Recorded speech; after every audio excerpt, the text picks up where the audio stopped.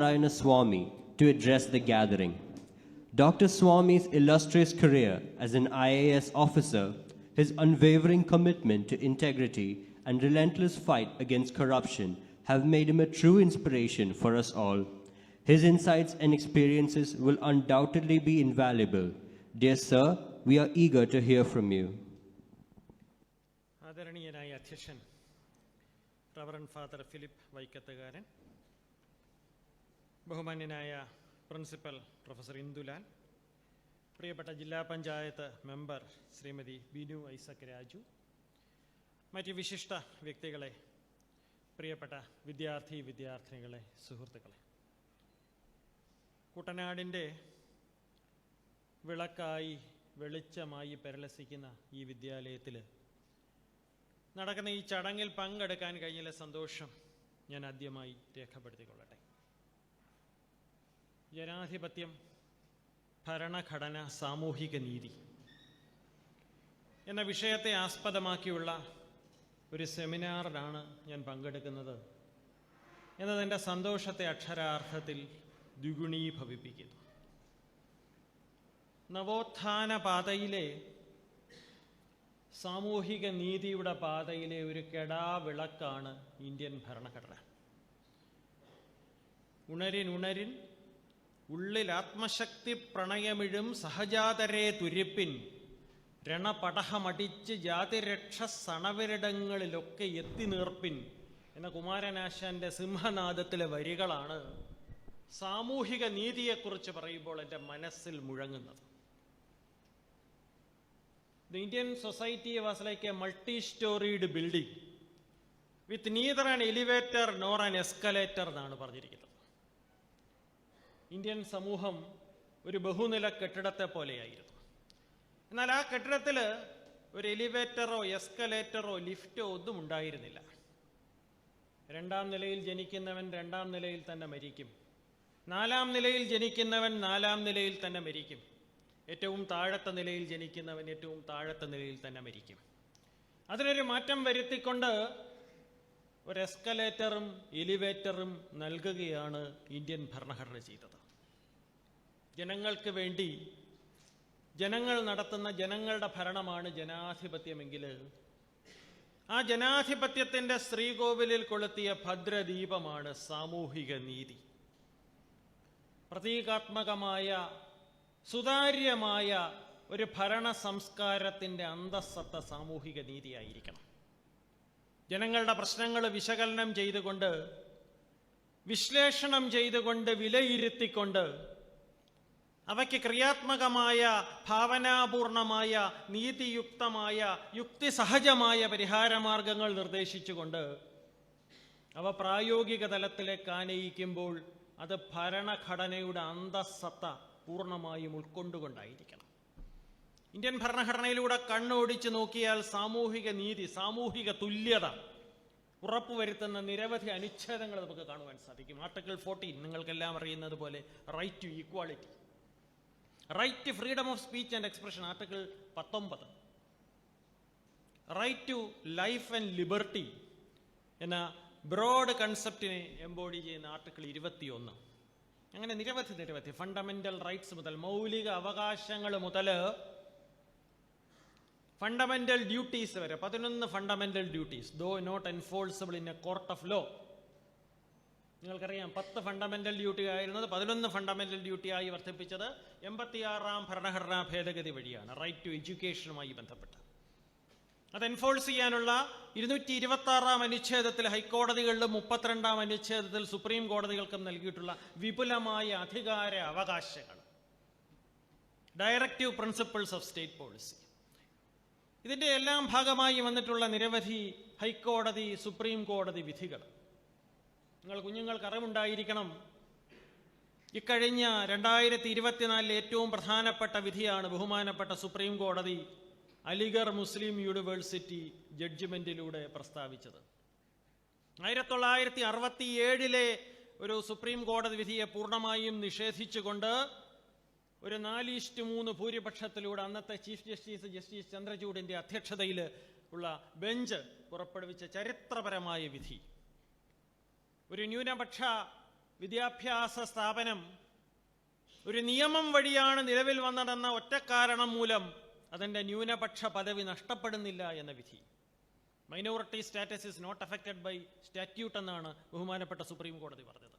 അതുപോലെ തന്നെ ജയിൽ പുള്ളികളെ ജാതിയുടെ അടിസ്ഥാനത്തിൽ പാർപ്പിച്ചിരുന്ന അപ്രാകൃതമായ സമ്പ്രദായത്തിന് പൂർണ്ണ വിരാമം ഇട്ടുകൊണ്ടുള്ള 2024 ചരിത്രപരമായ വിധി. ജാതിഭേദം, മതദ്വേഷം ഏതുമില്ലാതെ സർവരും സോദരത്വേന വാഴുന്ന മാതൃകാസ്ഥാനമാണിത് എന്ന് ഗുരുദേവൻ പറഞ്ഞിട്ട് എത്രയോ വർഷങ്ങൾക്ക് ശേഷമാണ് ബഹുമാനപ്പെട്ട സുപ്രീം കോടതി വിധി വന്നത് എന്നുകൂടി നാം ഓർക്കേണ്ടിയിരിക്കുന്നു. ഒരു കാലത്ത് ഈ നാട്ടിൽ നടമാടിയിരുന്ന ജുഗുപ്സാവഹമായ ജാതി വ്യവസ്ഥക്കെതിരെ പടവാളോങ്ങിയ സാമൂഹിക നീതിയുടെ പ്രസ്ഥാനം, ആ പ്രസ്ഥാനത്തെ അതിൻ്റെ പൂർണ്ണതയിലെത്തിക്കുകയാണ് യഥാർത്ഥത്തിൽ ഇന്ത്യൻ ഭരണഘടന ചെയ്തിരുന്നത്. തൊട്ടുകൂടാത്തവർ, തീണ്ടിക്കൂടാത്തവർ, ദൃഷ്ടിയിൽപ്പെട്ടാലും ദോഷമുള്ളോർ, കെട്ടില്ലാത്തോർ, തമ്മിൽ ഉണ്ണാത്തോരിങ്ങനെ ഒട്ടല്ലഹോ ജാതിക്കോമരങ്ങൾ. ആ ജാതിക്കോമരങ്ങൾ സാമൂഹിക തുല്യതയ്ക്ക് വിലങ്ങുതടിയായി തീർന്നപ്പോൾ എബോളിഷൻ ഓഫ് അൺടച്ചബിലിറ്റി നിയമപരമായി, ഭരണഘടനാപരമായി ഡോക്ടർ BR അംബേദ്കറുടെ നേതൃത്വത്തിലുള്ള കോൺസ്റ്റിറ്റ്യൂവൻ്റ് അസംബ്ലി ഇന്ത്യയിലേക്ക് ആനയിച്ചപ്പോൾ അത് തീർച്ചയായിട്ടും ഒരു ചരിത്രം തന്നെയായിരുന്നു. ചണ്ടാല ഭിക്ഷുകയിലെ കുമാരനാശാന്റെ വരികൾ എൻ്റെ മനസ്സിലേക്ക് കടന്നു വരുന്നു. ജാതി ചോദിച്ചതില്ല ഞാൻ സോദരി, ചോദിക്കുന്നു നീർനാവ് വരണ്ടഹോ, ഭീതി വേണ്ട തരിക തിനിക്കു നീ. നിങ്ങൾക്കറിയാം, ലോകത്തിലെ ഏറ്റവും മഹത്തും ബൃഹത്തുമായ ജനാധിപത്യ രാജ്യമായ ഭാരതം, ആ നാടിൻ്റെ മക്കളാകുവാൻ, സന്തതികളാകുവാൻ അപൂർവ ഭാഗ്യം ലഭിച്ചവരാണ് നാം ഓരോരുത്തരും. സ്വാതന്ത്ര്യത്തിൻ്റെ ഊഷ്മളവും സംശുദ്ധവുമായ വായു ശ്വസിക്കാൻ കഴിഞ്ഞതിൻ്റെ പിന്നിൽ, മാനികൾക്ക് മൃതിയേക്കാൾ ഭയാനകമെന്ന് കവി വിശേഷിപ്പിച്ച പാരതന്ത്ര്യത്തോട് വിട പറയുവാൻ കഴിഞ്ഞതിൻ്റെ പിന്നിൽ സേവനത്തിൻ്റെ, ത്യാഗത്തിൻ്റെ, കഠിനാധ്വാനത്തിൻ്റെ, അർപ്പണ മനോഭാവത്തിൻ്റെ ഉദാത്തമായ നിരവധി കഥകളുണ്ട്. ആ പൊരുതി നേടിയെടുത്ത രാഷ്ട്രീയ സ്വാതന്ത്ര്യത്തിന് പൂർണ്ണമായ രൂപവും ഭാവവും അർത്ഥവും വ്യാപ്തിയും നേടുകയാണ് സാമൂഹിക നീതി എന്ന ലക്ഷ്യത്തിലൂടെ. ധനികനും ദരിദ്രം തമ്മിലുള്ള അന്തരം കുറയ്ക്കേണ്ടിയിരിക്കുന്നു. ഉച്ചനീചത്വങ്ങൾ ഉച്ചാടനം ചെയ്യേണ്ടിയിരിക്കുന്നു. മരിക്ക സാധാരണമോ വിശപ്പാൽ ദഹിക്കയോ നമ്മുടെ നാട്ടിൽ മാത്രം, ഐക്യക്ഷയത്താൽ അടിമശവങ്ങൾ അടിഞ്ഞുകൂടും ചുടുകാട്ടിൽ മാത്രമെന്ന് വള്ളത്തോള് മാപ്പിൽ കുറിച്ചിട്ട വരികൾക്ക് മാറ്റം വരുത്തേണ്ടിയിരിക്കുന്നു. സുഖാമൃതം സ്വൈരമശിച്ച് ദിവ്യസൗധേരമിപ്പൂ മുതലാളി വീരൻ, അവന് വിൺതീർത്തവരോ വിശപ്പാൽ വല്ലേടവും വീണ് മരിച്ചിടുന്നു. അതിന് മാറ്റം വരുത്തുക. അതാണ് യഥാർത്ഥത്തിൽ സാമൂഹിക നീതി, അതാണ് യഥാർത്ഥത്തിൽ സാമൂഹിക തുല്യത. രമാ ബിജാപുർക്കർ NCIR ചെയർപേഴ്സൺ ആയിരുന്നപ്പോൾ പറഞ്ഞ ഏതാനും വരികൾ എൻ്റെ മനസ്സിലേക്ക് കടന്നു വരുന്നു. Which India and whose India are you talking about? Which India and whose India are you talking about? There is one India whose proud inhabitants enjoy higher per capita income than Brazil. That includes you and me who are sitting in this room. There's a larger one that is slightly poorer than Indonesia. But there is also a third one, more than double in size of the sum of the first two, which is almost as poor as Bangladesh. Most Indians do not work in the organized sector. Most Indians do not work in the organized sector. Their well-being cannot be discerned from the subjective data maintained by Indian corporate houses. What makes them spend is a financial misoptimism that something, somewhere, somehow will work out. പ്രിയപ്പെട്ട സുഹൃത്തുക്കളെ, സ്വാതന്ത്ര്യം കൈവരിച്ച് ഇത്രയേറെ വർഷങ്ങൾ കടന്നുപോയിട്ടും നമ്മുടെ നാട്ടിലെ നല്ലൊരു ശതമാനം ജനങ്ങളും ദാരിദ്ര്യരേഖയ്ക്ക് താഴെ ജീവിക്കുന്നവരാണ്. അത്തലുള്ളവരും ഭാരം ചുമക്കുന്നവരും അവശരും ആർത്തരും ആലംബഹീനരും അടങ്ങുന്ന ജനവിഭാഗത്തിന് അത്താണിയായി തീരുക, അവരുടെ കണ്ണീരൊപ്പുവാനുള്ള ഒരു ഉപകരണമായി ഇന്ത്യൻ ഭരണഘടനയെ മാറ്റിയെടുക്കുക, അതാണ് കാലഘട്ടത്തിൻ്റെ ആവശ്യം. അല്ലെങ്കിൽ 14-ാം അനുച്ഛേദം റൈറ്റ് ടു ഈക്വാളിറ്റി കേവലം ഭരണഘടനയുടെ താളുകളിൽ ഒതുങ്ങുന്ന ഒരാശയം മാത്രമായി തീരാൻ പാടില്ല. വികാരാവേശം വിവേകത്തിനും പ്രസംഗം പ്രവൃത്തിക്കും വഴിമാറി കൊടുത്തുകൊണ്ട് ആ ഭരണഘടനയുടെ അന്തസ്സത്ത പൂർണ്ണമായും ഉൾക്കൊണ്ടുകൊണ്ട് പ്രായോഗികമായൊരു വികസന പന്ഥാവ് നാം വെട്ടിത്തളിക്കേണ്ടിയിരിക്കുന്നു. ട്രസ്റ്റ് വിത്ത് ഡെസ്റ്റിനി, 1947 ഓഗസ്റ്റ് 14 അർദ്ധരാത്രി നാം നമ്മുടെ ജനങ്ങൾക്ക് നൽകിയ ട്രസ്റ്റ് വിത്ത് ഡെസ്റ്റിനി ഞാൻ ഓർത്തു പോവുകയാണ്. Long years ago we made a tryst with destiny and now the time comes to redeem our pledge, not wholly or in full measure but very substantially. At the stroke of the midnight hour when the world sleeps, India will awake to peace and freedom എന്നാണ് പറഞ്ഞിരിക്കുന്നത്. അത്തരത്തിലുള്ള ഒരു ചരിത്ര നിമിഷത്തിലൂടെയാണ് നാം കടന്നു പോകുന്നത്. India will awake to peace and freedom. ആ trust വിത്ത് ഡെസ്റ്റിനിയെ ഒരു ട്രസ്റ്റ് വിത്ത് ഡെസ്റ്റിറ്റ്യൂഷനായി മാറാതെ കണ്ണിലെ കൃഷ്ണമണി പോലെ കാത്തു സൂക്ഷിക്കണമെങ്കിൽ സാമൂഹിക നീതിയും സാമൂഹിക തുല്യതയും നമ്മുടെ ദൈനംദിന ജീവിതത്തിൻ്റെ ഭാഗമാക്കേണ്ടിയിരിക്കുന്നു. ആ പ്രയാണത്തിലേക്കുള്ള ഒരു ചവിട്ടുപടിയായിട്ടാണ് ഈ സെമിനാറിനെ ഞാൻ കാണുന്നത്. വൈലോപ്പള്ളിയുടെ വരികൾ എൻ്റെ മനസ്സിലേക്ക് ഓടിയെത്തുന്നു. മുച്ചൂടും മുന്നേറിയും നിന്നൊപ്പം എത്തിയില്ലല്ലോ, ആ ചൂണ്ടുവിരലോളം വളർന്നില്ലല്ലോ നമ്മൾ. മുച്ചൂടും മുന്നേറിയും നിന്നൊപ്പം എത്തിയില്ലല്ലോ, ആ ചൂണ്ടുവിരലോളം വളർന്നില്ലല്ലോ നമ്മൾ. ഈ നാട്ടിലെ വിദ്യാഭ്യാസ സ്ഥാപനങ്ങളിൽ ലഭിക്കുന്ന വിദ്യാഭ്യാസം പൂർണ്ണമായും സാർത്ഥകമായി തീരണമെങ്കിൽ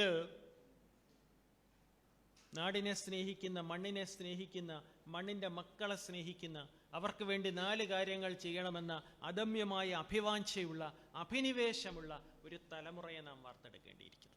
നമ്മുടെ യുവതലമുറ എല്ലാം തന്നെ, എൻ്റെ മുന്നിലിരിക്കുന്ന കുഞ്ഞുങ്ങളെല്ലാം തന്നെ ഊർജത്തിൻ്റെ ഉറവിടങ്ങളാണ്, ശക്തിയുടെ സ്രോതസ്സുകളാണ്, നൈർമല്യത്തിൻ്റെ നിഷ്കളങ്കതയുടെ പ്രതീകങ്ങളാണ്.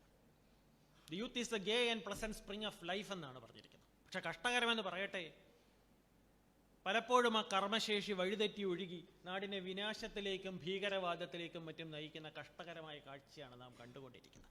അതിനൊരു മാറ്റം വരുത്തിക്കൊണ്ട് നമ്മുടെ കുഞ്ഞുങ്ങളിൽ സുഷിപ്തമായ സുലീനമായ സർഗശക്തികളെ തട്ടി ഉണർത്തി അതിനെ നേരായ മാർഗത്തിലേക്ക് തിരിച്ചുവിട്ട് രാഷ്ട്ര പുനർനിർമ്മാണ പ്രക്രിയയിൽ പങ്കാളികളാക്കി തീർക്കുക. അതാണ് ഓരോ സെമിനാറിൻ്റെയും ആത്യന്തികമായ ലക്ഷ്യം. നാഷണൽ സെമിനാർ നെറ്റ്വർക്കിങ്ങിൻ്റെ വേദി കൂടിയാണ്. നാഷണൽ സെമിനാർ സൗഹൃദത്തിൻ്റെ, മനുഷ്യത്വം പങ്കിടുന്നതിൻ്റെ വേദി കൂടിയാണ്. അതുകൊണ്ട് അത്തരത്തിലുള്ളൊരു വേദിയായി ഈ സെമിനാർ തീരുവാൻ ഇടയാകുമാറാകട്ടെ എന്ന് ആശംസിക്കുന്നു. സുദീർഘമായ ഒരു പ്രസംഗത്തിനൊന്നും ഞാൻ മുതിരുന്നില്ല. Where the mind is without fear എന്നാണ് ടാഗോർ പറഞ്ഞത്. എവിടെ നിർഭയമാകുന്നു മനസ്സം, where the mind is without fear and the head held high, where knowledge is without barriers, where words come out from the depth of truth. അതാണ് ഗാന്ധി അപ്പൂപ്പൻ. ആരിലും കനിവുള്ളവൻ, കുരുന്നു നുള്ളുവാൻ പോലും കൈവിറയ്ക്കും ദയാമയൻ. Where words come out from the depth of truth, where tireless striving stretches its arms towards perfection, where the clear stream of reason has not lost its way in the dreary desert sand of that habit. To that heaven of freedom, my father, let my country awake. ആ എവൈക്കനിങ് ആണ്, ആ ഉണർത്തെണീപ്പാണ്, ആ ഉയർത്ത് പാട്ടാണ് യഥാർത്ഥത്തിൽ സാമൂഹിക നീതി. നമ്മുടെ എല്ലാ ലെജിസ്ലേഷൻസിൻ്റെയും, നമ്മുടെ എല്ലാ നിയമനിർമ്മാണത്തിൻ്റെയും, നമ്മുടെ എല്ലാ നിയമനിർമ്മാണ സഭകളുടെയും അന്തസ്സത്തെ യഥാർത്ഥത്തിൽ സാമൂഹിക നീതിയാണ്. ഒരു കാലത്ത് വിദ്യാഭ്യാസം നിഷേധിക്കപ്പെട്ടവർക്ക് വിദ്യാഭ്യാസം എത്തിച്ചു കൊടുത്തപ്പോഴും ആരാധനാ സ്വാതന്ത്ര്യം നിഷേധിക്കപ്പെട്ടവർക്ക് വേണ്ടി ആരാധനാലയങ്ങൾ പടുത്തുയർത്തിയപ്പോഴും നാം ഉയർത്തിപ്പിടിച്ച സാമൂഹിക നീതി, അതിൻ്റെ പാതയിലൂടെ ബഹുദൂരം മുന്നോട്ട് പോകേണ്ടിയിരിക്കുന്നു. Let not the locust of despair destroy the harvest of India's freedom. ആ പാതയിൽ നാം എപ്പോഴും മുറുകെ പിടിക്കേണ്ടത് നമ്മുടെ സ്വാതന്ത്ര്യ സമരകാലത്തെ ആദർശങ്ങളാണ്. അമ്പ ഭാരതധാത്രി ഹൃത്തിനാൽ നെറുകയിൽ ചുംബനം ചെയ്തു തന്നു തൻ സ്വരം പതറവേ ജീവനന്ദിനി ചിരംജീവ നിൻ സ്വാതന്ത്ര്യേച്ഛാപാവനജ്വാലാനാളം അങ്ങോളം ജ്വലിക്കട്ടെ. ആ സ്വാതന്ത്ര്യേച്ഛാപാവനജ്വാലാനാളത്തിൻ്റെയും അന്തസ്സത്ത സാമൂഹിക നീതിയാണ്, സാമൂഹിക തുല്യതയാണ്, ഉച്ചനീചത്വങ്ങൾ ഉച്ചാടനം ചെയ്യുന്ന പ്രക്രിയയാണ്.